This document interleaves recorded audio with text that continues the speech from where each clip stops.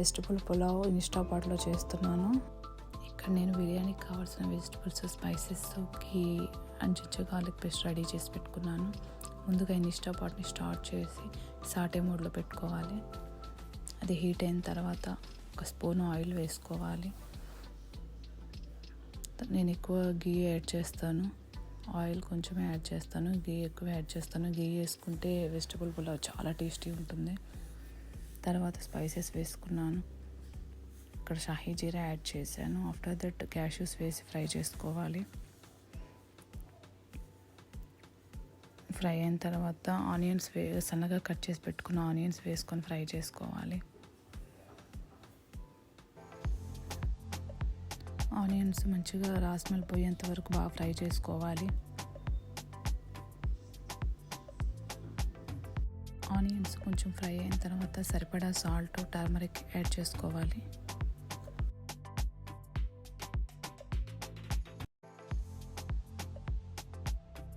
Again ఒకసారి mix చేసుకోవాలి. After that 2 tablespoon ginger garlic paste వేసుకొని మంచిగా ఫ్రై చేసుకోవాలి.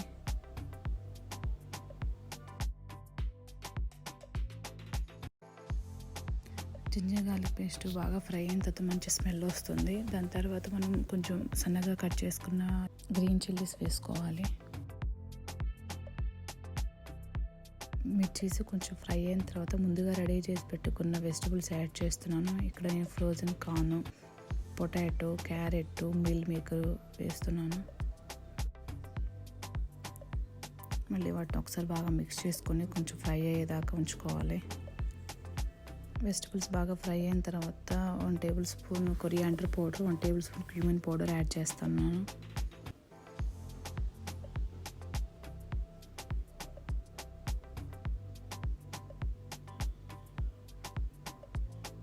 మళ్ళీ ఒకసారి మిక్స్ చేసుకొని దాంట్లోకి కొంచెం కర్డ్ యాడ్ చేసుకోవాలి. 1 or 2 టేబుల్ స్పూన్ కర్డ్ సరిపోతుంది. కర్డ్ కూడా యాడ్ చేసుకొని మళ్ళీ ఒకసారి మిక్స్ చేసుకోవాలి. తర్వాత కొంచెం ఫ్రై చేసిన తర్వాత మనం ముందుగా సోక్ చేసి పెట్టుకున్న రైస్ని కూడా దీంట్లో వేసి ఫ్రై చేసుకోవాలి. నేనైతే యూజువల్గా రైసే ఫస్ట్ వేస్తానండి. రైస్ ఇలా ఫస్ట్ వేయటం వల్ల మనకి పొడి పొడిగా వస్తుంది, రైస్ బాగా ఉడుకుతుంది. ఇలా రైస్ కూడా వేసుకొని కొంచెం మిక్స్ చేసుకున్న తర్వాత దీనికి సరిపడా వాటర్ పోసుకోవాలి. 1 కప్ రైస్కి 1.5 కప్ వాటర్ పోస్తాను నేను. సో నేను ఇక్కడ 3 కప్స్ రైస్ పోసాను, 4.5 కప్స్ వాటర్ పోస్తున్నాను. వాటర్ పోసుకున్న తర్వాత ఒకసారి టేస్ట్ చెక్ చేసుకొని సాల్ట్ ఏమైనా యాడ్ చేసుకోవాలంటే యాడ్ చేసుకొని పైన కొత్తిమీర, పుదీనా యాడ్ చేసుకొని లిడ్ పెట్టేసుకోవడమే.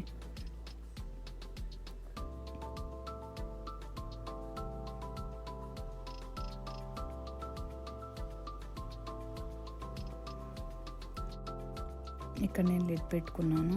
లిడ్ పెట్టుకున్న తర్వాత ఇక్కడ కుక్కర్ మోడ్ సెట్ చేసుకోవాలి. మనం ఇందాక సాటే మోడ్లో పెట్టాం కాబట్టి అది క్యాన్సిల్ చేసేసి అగైన్ ప్రెషర్ కుక్ మోడ్ పెట్టి స్టార్ట్ చేయాలి. మనకి ఒక 10 మినిట్సే పడుతుంది రైస్ కుక్ అవ్వడానికి.